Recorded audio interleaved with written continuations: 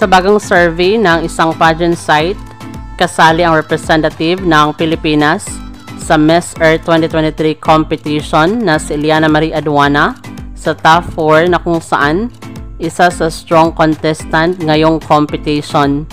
Kasama sa paborito ng mga fans ay si Noah Klaus ng bansang Netherlands na siyang nangunguna sa hot picks ng mga pageant sites. Kasama din ang dalawang Asyanong bansa mula Thailand ng representative ay si Cora Biliaot at ang bansang Indonesia ng kinatawan ay si Cindy Inanto. Sila na kaya ang maging Final 4 ng nasabing competition.